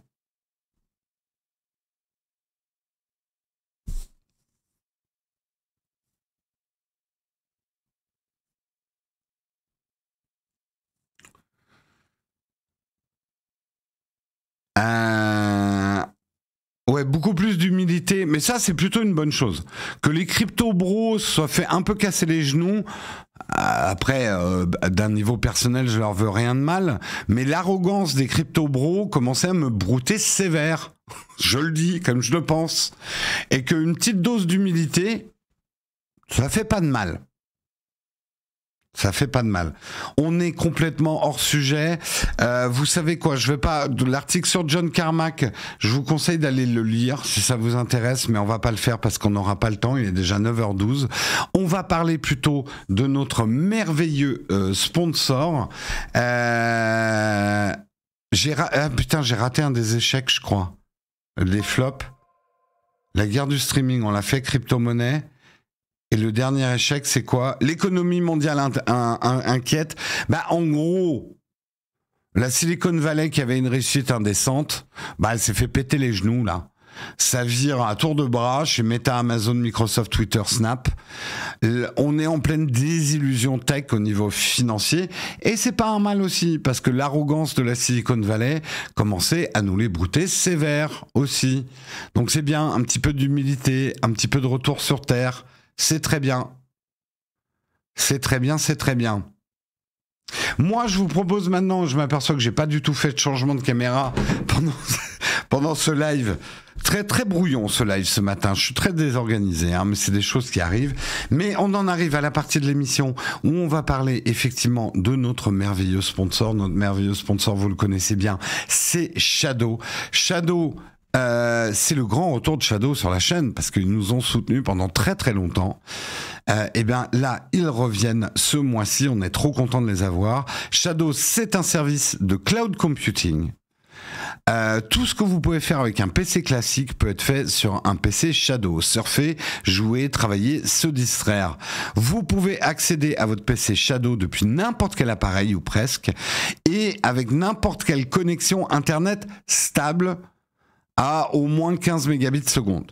Mais c'est stable qui est le plus important que la vitesse. Je vous fais chier avec ça, mais c'est hyper important à comprendre. La stabilité est plus importante que la vitesse dans la connexion pour une bonne expérience de Shadow. Vous pourrez utiliser ou jouer avec votre Shadow sur un vieux... Vous pourrez jouer ou utiliser votre Shadow sur un vieux PC, sur un nouveau Mac, sur votre smartphone, sur votre tablette, sur votre Apple TV, sur votre Android TV, sur vos visières par exemple MetaQuest 2, mais également sur un Raspberry Pi 4. Aujourd'hui, Shadow est compatible avec énormément d'objets informatiques et c'est ça qui le rend hyper intéressant. Vous pourrez avoir la puissance d'un PC à distance avec tout un tas d'appareils. Au niveau jeu, parce que c'est du cloud computing, mais c'est vrai que le cloud computing Shadow permet de jouer à des jeux et des AAA. Et au niveau jeu, sa grande force par rapport justement à la concurrence de cloud gaming, c'est d'être un vrai PC. Donc je pense notamment aux jeux modés. Si vous aimez modder vos jeux PC, bah Shadow PC est la solution pour vous. Si vous n'aimez pas devoir racheter vos jeux ou être limité dans les jeux que vous pouvez acheter, Shadow est fait pour vous. Parce que là, c'est un vrai PC. Donc, vous pouvez acheter vos jeux sur Steam, vous pouvez acheter vos jeux chez EA, vous pouvez acheter vos jeux chez Blizzard, comme un vrai PC. En fait, vous achetez et vous jouez aux jeux que vous avez déjà achetés, en fait. Ça marche sous Linux, oui, j'avais pas précisé. Donc ça, c'est quand même une vraie différence, en tout cas, entre le Shadow PC et les autres offres de cloud gaming. Et bien sûr, l'autre différence, c'est que vous pouvez faire autre chose que jouer. Si vous voulez lancer Photoshop sur votre Shadow PC, pas de problème. Si vous voulez lancer Premiere sur votre Shadow PC, n'importe quel logiciel PC fonctionne sur un Shadow PC. La seule restriction à ça, c'est... Vous ne pouvez pas miner de la crypto avec un Shadow PC et je ne conseille pas le Shadow PC si vous devez faire des calculs de 2 ou 3 jours avec votre logiciel de rendering 3D. Le Shadow PC n'est pas fait pour ça parce qu'au bout d'un moment, il va couper votre connexion pour laisser votre place à quelqu'un d'autre. Donc, ce n'est pas fait pour les longs calculs. Tout ça, c'est donc un PC complet accessible pour 29,99 € par mois. Mais peut-être que vous voulez plus de puissance sur votre Shadow PC et jouer à des jeux AAA avec du ray tracing activé et en 4K. Et j'en ai fait la démonstration ce week-end en jouant à la nouvelle à The Witcher 3 avec le patch Next Gen. Le ray tracing activé ultra dans tous les sens et les gens qui étaient là samedi soir ont pu voir que le jeu est vachement beau sur un Shadow PC avec l'option Power. L'option Power, c'est 14,99 € en plus par mois pour avoir effectivement l'équivalence d'une RTX 3070. Alors n'attendez plus, votre nouveau PC vous attend chez Shadow, vous aurez 10 € d'offert sur le premier mois d'abonnement avec notre code Nowtech10 et utilisez bien le lien pour aller chez Shadow, pour aller découvrir, pour aller prendre des informations. Le lien, vous pouvez l'obtenir en faisant la commande !Shadow, ici, maintenant, là, tout de suite, dans le chat. En faisant !Shadow, vous aurez notre lien d'affiliation qui s'affiche.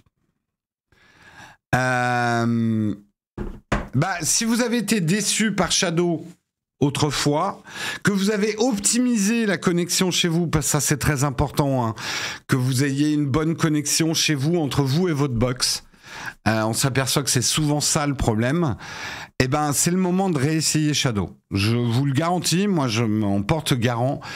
Shadow n'a jamais été aussi stable et aussi bon qu'en ce moment. Alors il y a toujours des gens chez qui ça marchera pas très bien. C'est souvent, pour 80% des cas, dû à des problèmes de votre connexion. Et votre connexion a beau être rapide, ça veut pas dire qu'elle est stable. Voilà. Non, ce n'est pas que la France métropolitaine. Shadow est maintenant dans pas mal de pays dans le monde. Je crois qu'ils sont au moins dans 8 pays. Belgique, Suisse maintenant, Espagne, ils sont en train d'ouvrir, je crois, le 7 janvier. Ils sont aux États-Unis, ils sont au Canada. J'ai pas tous les pays en tête, hein. Mais ils sont effectivement, en ce moment là, ils sont en train de se déployer dans le monde, hein.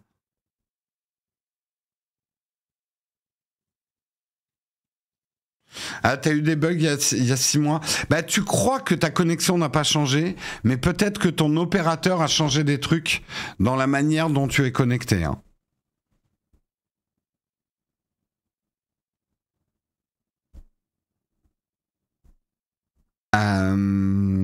Un PC n'est pas un Mac trop ouvert.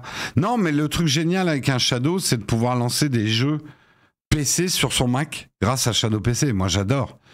De pouvoir jouer sur mon iPad, sur mon petit MacBook Air à des gros jeux 3D, c'est une expérience géniale, hein.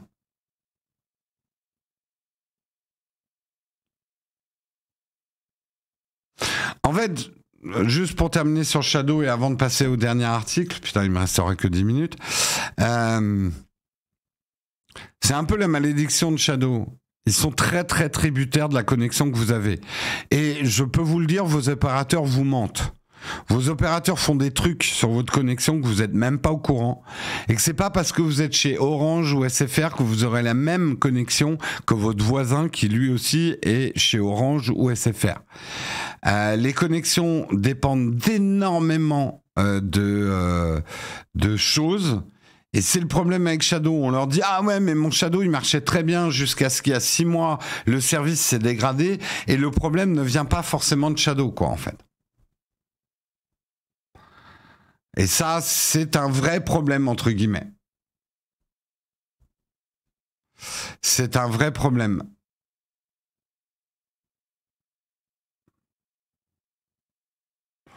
Les opérateurs vous mentent, je vous le dis, droit dans les yeux. Les opérateurs vous mentent.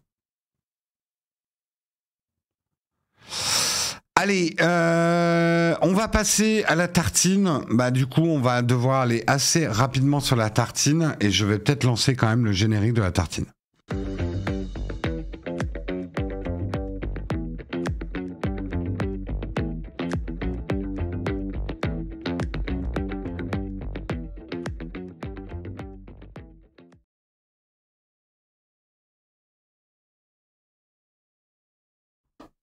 La tartine est lancée, on va parler d'Avatar 2. Je le rappelle pour ceux qui ont plein de questions ou des choses à dire sur Shadow.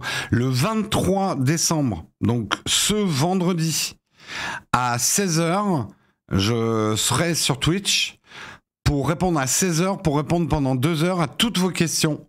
Et j'ai déjà un certain nombre de questions qui ont été posées dans la vidéo que j'ai fait, la dernière sur Shadow. Je serai là pendant 2 heures pour parler de Shadow. Donc si vous avez des questions pointues ou vous voulez vous exprimer, parce que je vois qu'il y en a plein qui s'expriment là-dessus, rendez-vous vendredi à 16h. Notez bien dans vos tablettes. De 16h à 18h, je serai là pour répondre à toutes vos questions et même vous faire des démos. Je le ferai chez moi avec mon Shadow d'ouvert. Je pourrais vous montrer des jeux sur Shadow aussi. Voilà. Donc c'est ce qu'on fera vendredi. Avatar 2. La Voix de l'eau explose le box-office. Voici les premiers chiffres. C'est un raz-de-marée. La Voix de l'eau, raz-de-marée. Le film n'a pas coulé. C'est une vague. Voilà, toutes les blagues sont faites. C'est un raz-de-marée total avec 434,5 millions de dollars récoltés ces premiers jours, dont 300,5 millions sur le marché international. Cela signifie qu'aux États-Unis, le film de James Cameron ramasse 134 millions de dollars pour 4202 cinémas, ce qui est en réalité assez décevant comparé à d'autres blockbusters sortis cette année. Donc c'est mitigé. C'est évidemment bien au-dessus du premier Avatar en 2009 qui avait généré 77 millions lors de son lancement, mais à titre de comparaison, c'est moins que Doctor Strange in the Multiverse of Madness qui a fait 187 millions. Black Panthers, Wakanda, Forever, 180 millions, Jurassic World Dominion, 145 millions, Thor Love and Thunder, 144 millions, mais plus que Top Gun Maverick et ses 126 millions au démarrage. Quand on voit à quel point ce dernier a été un long seller et qu'il accumule 1,5 milliard de dollars au box-office au final, rien n'est perdu pour Avatar 2. En gros, on n'est que le 11e meilleur démarrage de tous les temps, mais d'abord, c'est un film de 3h12. Les tarifs sont plus élevés pour voir le film dans les meilleures conditions possibles, vous l'avez vu dans vos salles, entre la 3D, le HDR, l'IMAX, le Dolby Cinema, le 4DX, il n'est pas impossible que le public américain se soit restreint pour son lancement, parce que le prix peut monter très haut pour voir le film. Cela dit, d'après les indiscrétions de The Hollywood Reporter, pas mal de réservations ont été faites tout au long des vacances de Noël. On se rappelle que pour atteindre son seuil de rentabilité, Avatar 2 The Way of Water doit dépasser les 2 milliards au box-office juste pour être rentable, pour rembourser ce qu'il a coûté. Mais c'est faisable. 2 milliards, c'est faisable. Alors, moi, les conditions dans lesquelles je l'ai vu dimanche, il n'y aura pas de spoil et je demande à la modération d'être intransigeant, pas de spoil les gens, à part de dire que les navis sont bleus, qu'ils n'ont pas changé de couleur. C'est le seul spoil qu'on autorise. Et je vais faire très attention à ne pas faire de spoil. Moi, je l'ai vu au nouveau Pâté Parnasse, c'est ça ? Qui ont des fauteuils là, dans lesquels on peut s'allonger. Allez voir sur mon Instagram, j'ai mis une story, désolé, la photo elle est dégueulasse, mais on voit que je suis allongé dans mon fauteuil. Grand confort, vraiment top. Conditions de projection du film, c'est de l'excellente 3D, c'est-à-dire moi je l'ai vu à high frame rate, donc 48 images secondes si je me trompe pas. Non, c'est du frame rate variable, pardon. C'est du frame rate variable et la 3D est vraiment impeccable. Par contre, méfiance. Moi j'y suis allé avec mes lunettes IMAX 3D, elles ne sont pas compatibles.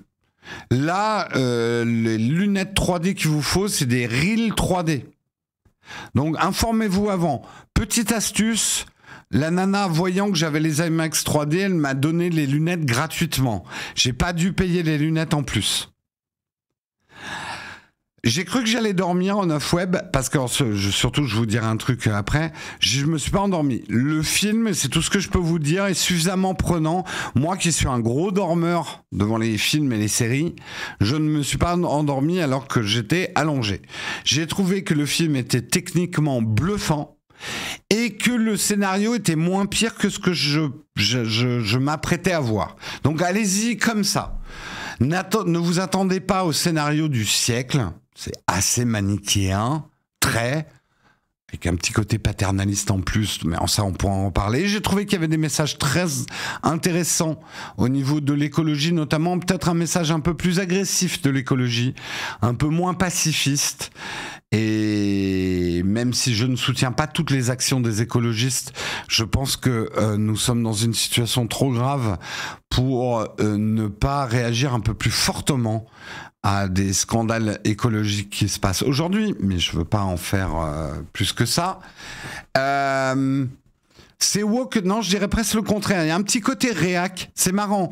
Il y a un mélange à la fois d'écologie et un côté très famille-patrie dans l'approche du scénar. C'est drôle, mais c'est presque de l'écologie réac. Oui, les femmes ont une place importante dans l'histoire, elles se battent comme les hommes, mais d'abord elles sont enceintes quand même, parce qu'il faut bien qu'elles remplissent leur rôle. Quand même. Quand même. Oui, c'est un drôle de mélange, mais... Ouais, il y a un petit côté patriarcal, en tout cas, mais j'ai rien contre les valeurs de la famille et tout, mais il y a un petit côté quand même Famille Patrie, ouais. Mais avec un gros message écolo, hein, quand même. Mais écolo guerrier, ce qui est intéressant. C'est pas respecte ma planète, s'il te plaît. Non mais voilà quoi. Non là c'est je t'envoie une flèche, je t'envoie une flèche dans la gueule si tu touches à cet arbre quoi. C'est voilà. Voilà. Petite astuce. La place, moi, aurait dû me coûter 18 €, ce qui est beaucoup trop cher. J'y suis allé à 9h30 du matin, dimanche. C'est tout à fait faisable. On avait amené... n'écoutez pas ce que je vais dire, hein, parce que j'avais peut-être pas le droit. Je m'en fous. Moi, j'avais amené tout mon petit-déj dans mon sac. Hein, j'avais mes viennoiseries, un petit réchaud pour faire mes œufs au bacon, mon petit thermos de café, et ça m'a coûté 12 € du coup. Je trouve que là, ça vaut plus le coup. J'ai amené du pâté chez Pâté. Franchement, le ciné le matin, nous, c'est ce qu'on fait de plus en plus. Ça permet en plus de pas bouffer l'après-midi, parce que c'est quand même un film de 3h12. Le Nespresso, c'est un peu bruyant au ciné, ouais, tout à fait. Il a installé sa cuisine. Non, mais en vrai, on avait amené des viennoiseries, on était bien, hein. On était bien. Non, mais je déconne, j'ai pas amené mon réchaud, j'ai pas fait des œufs au bacon au pâté. Je suis con, mais pas à ce point-là quand même. Mais oui, on avait amené des viennoiseries. J'avais pas amené un thermos de café, j'aurais dû. J'ai cru que je trouverais du café sur place. Ça, c'est un truc que vous pourriez améliorer, Pâté. Si vous voulez mieux vendre les places le matin, faites une petite formule brunch. Hein? Non, il n'y a pas d'entracte. Il n'y a pas d'entracte.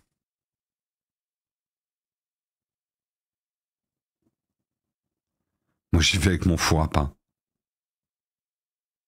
Franchement, alors le high frame rate variable, j'ai trouvé que ça marchait très bien avec la 3D. Et j'ai dit ça à Marion au moment de sortir.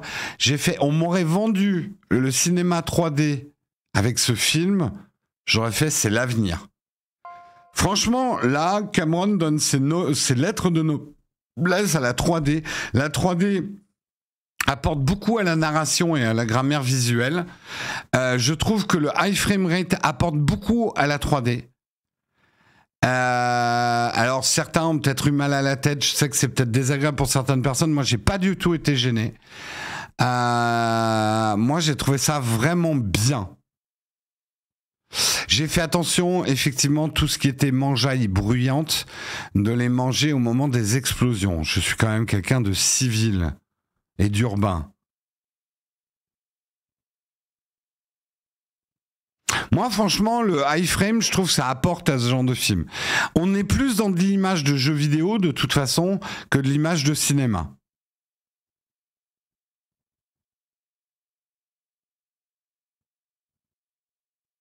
Alors, franchement, je vous conseille ces nouveaux fauteuils. Hein. Moi qui n'aime pas aller au cinéma parce que c'est pas confortable, les fauteuils. Là, c'est vraiment top. Et je suis prêt à payer plus pour ce type de confort. En fait, ce que j'ai dit à Marion, c'est que tant que le cinéma, c'est mieux que chez moi, je suis prêt à y aller. Mais l'expérience cinéma traditionnelle, pour moi, aujourd'hui, c'est devenu moins bien que chez moi. Donc, je n'irai pas. Et je pense que les salles de ciné commencent à comprendre ça. Il y a une partie du public qui n'ira plus au cinéma parce que le cinéma, c'est moins bien que chez eux, quoi. Non, franchement, en plus, comme t'es allongé sur le fauteuil, les lunettes 3D, elles pèsent pas du tout sur le nez. Franchement, j'ai été dans des conditions de confort. Et le fait d'avoir un truc tout con. Il y a un truc que j'aime pas dans la 3D, c'est que dès que vous penchez la tête comme ça, la 3D marche plus. Vous avez remarqué, il faut avoir la tête bien droite. Quand on est dans un siège traditionnel, moi, généralement, je regarde mes films comme ça. Hein. J'ai rarement la tête droite quand je regarde mes films. Et là, le fait d'être quasiment allongé quand on le regarde, votre tête, elle est stabilisée, donc vous faites pas ça, en fait. Et ça, c'est vachement bien.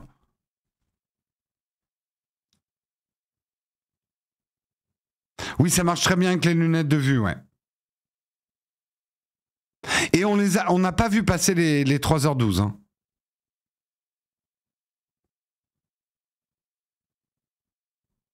Donc voilà, si vous pouvez autour de chez vous vous offrir les meilleures conditions possibles, parce que c'est quand même un film de 3h12, faites-le. N'hésitez pas à faire 1 ou 2 kilomètres si votre salle offre des fauteuils. Je pense que c'est clairement l'avenir d'un certain cinéma, ces gros fauteuils.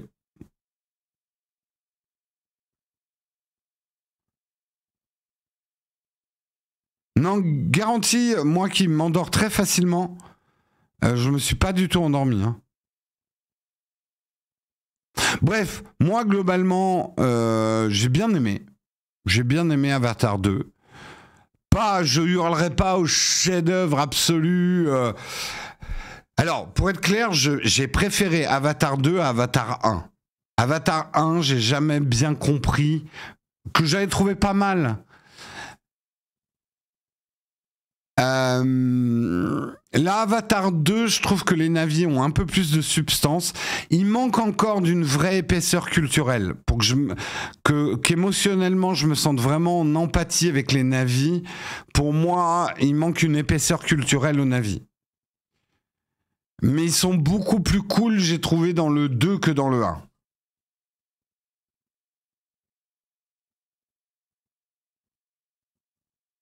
Bien sûr qu'il va y avoir un Avatar 3.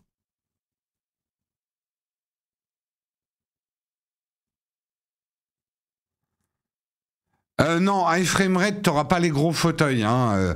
À Framerate, c'est deux choses pas liées.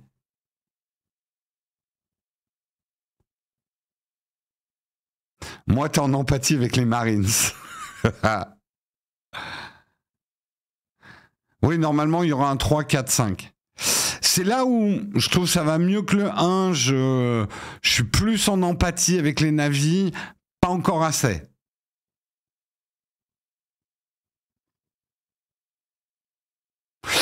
Et sans spoiler, c'est vrai que y a des performances d'acteurs. Parce que oui, il y a des acteurs derrière ce film. Même si on n'a capté que leur jeu d'acteur avec des pastilles sur le visage. Mais il y a notamment une performance d'actrice qui est vraiment très très bien dans Avatar 2. Hein. Bah, renseignez-vous. Non, Dolby Cinema, ça veut pas dire forcément gros fauteuil. Hein.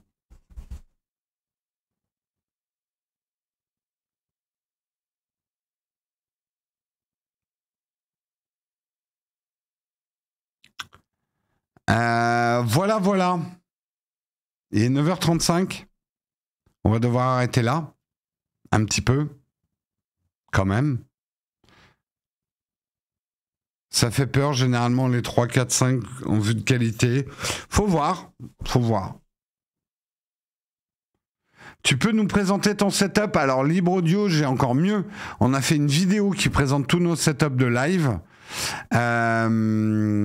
Si la modération a le temps de mettre le lien de la vidéo de notre setup. Voilà, c'est une vidéo qui s'appelle On a transformé cette chambre en studio de vidéo pro. Tu as toutes les informations sur notre setup. Oh, t'as même pas besoin de chercher, clique sur le lien qui est 3 commentaires plus haut. Samuel, t'as mis le lien de la vidéo.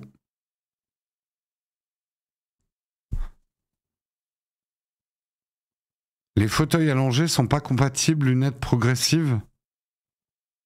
Bah en tout cas, nous, on avait des lunettes 3D qui s'appelaient Real 3D, mais qui sont plus fortes que celles de l'IMAX 3D qu'on avait.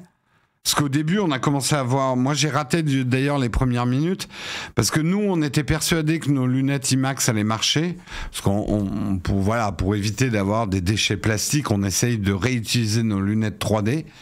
Elles sont passives, hein. Donc on pensait que c'était compatible. On a vu les premières images du film avec nos lunettes, on avait ah merde, ça marche pas. Alors, on voyait les sous-titres en flou, ça marchait un peu, mais pas. Donc j'ai couru à l'accueil, j'ai dit à madame, on avait nos lunettes IMAX 3D, mais ça a pas. Oui, elle dit oui, en fait, c'est pas compatible. Donc elle m'a donné 2 paires de lunettes Real 3D. J'ai couru, franchi, et hop, devant le film, et là, ça marchait vraiment. La 3D marchait vraiment bien, ouais.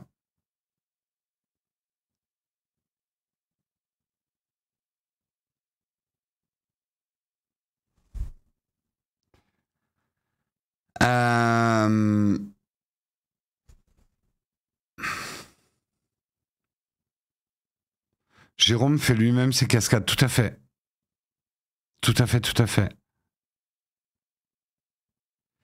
Alors, c'est pour ça que je vous donne une astuce. Elles sont payantes, les lunettes.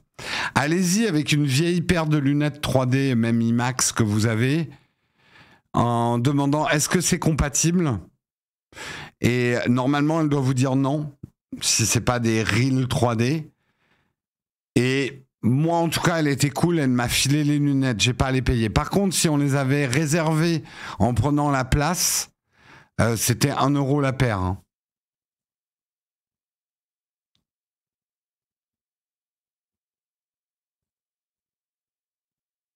Toi, t'as des lunettes Beryl, ok, c'est ça. Si tu vas le matin, c'était pas plutôt Avato qu'Avatar. Elle est très bonne, elle est très mignonne, celle-là, Beren. Bravo à toi. Les techniques de Schlagos. Eh, 1 euro, c'est 1 euro, monsieur Olek. Hein. Chez toi, les lunettes, elles sont prêtées. Ouais, c'est mieux, ouais.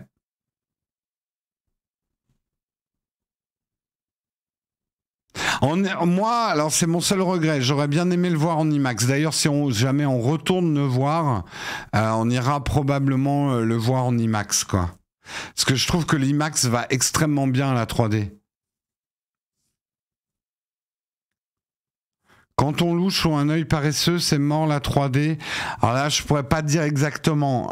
Sur le principe, oui, parce que c'est l'écart entre les deux yeux. Enfin, la persistance rétinienne entre tes deux yeux qui crée l'illusion de la 3D. Je sais pas comment ça marche.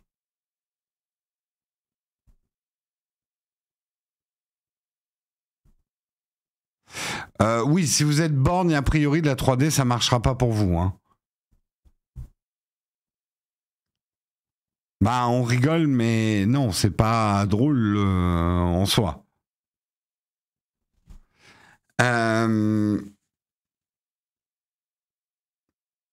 45 euros la place. Ah oui, avec le 4DX, ouais.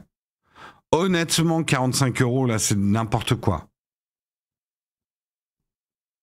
C'est n'importe quoi. N'allez pas le voir à 45 euros.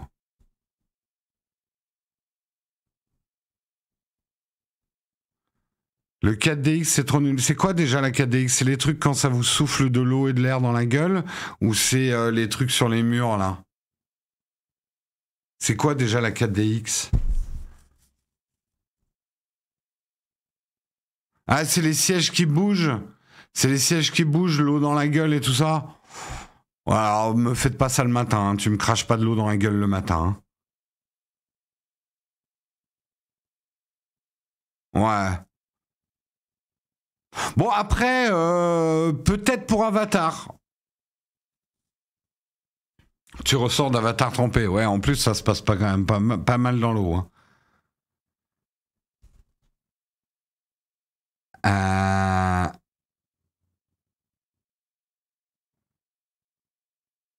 Ouais, en plus, moi, avec mes viennoiseries, tu craches sur ma viennoiserie, je vais te péter la gueule, hein, tout navi que t'es. Hein.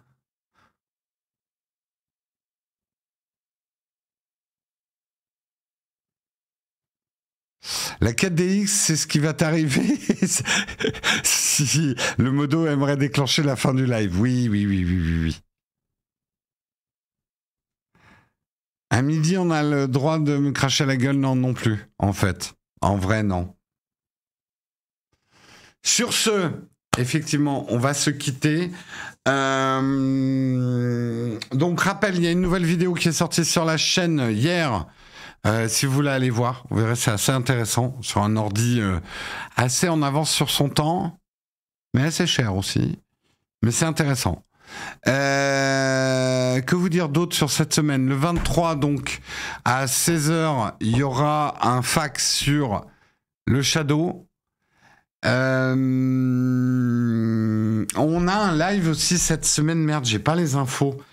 Je crois qu'on va vous tester un jeu cette semaine après un mug. Ah, j'ai pas toutes les pas toutes les infos. Bon, ça sera surprise. Il va y avoir des surprises après les mugs cette semaine, tout ce que je peux vous dire. N'oubliez pas qu'il n'y aura pas de mug entre le 26 et le 30 décembre. Ça ne veut pas dire que je ne ferai pas des lives, notamment comme j'ai repris The Witcher. Pas impossible que je fasse des lives de Witcher quand j'aurai le temps. Parce qu'on travaille quand même, mais on va lever un petit peu le pied entre le 26 et le 30. Je crois que c'est tout ce que j'ai à vous dire, mais c'est déjà pas mal. Je vous fais des gros bisous. On va faire bien évidemment un raid pour finir l'émission en beauté. Nous allons... Bah tiens, on parlait d'eux justement.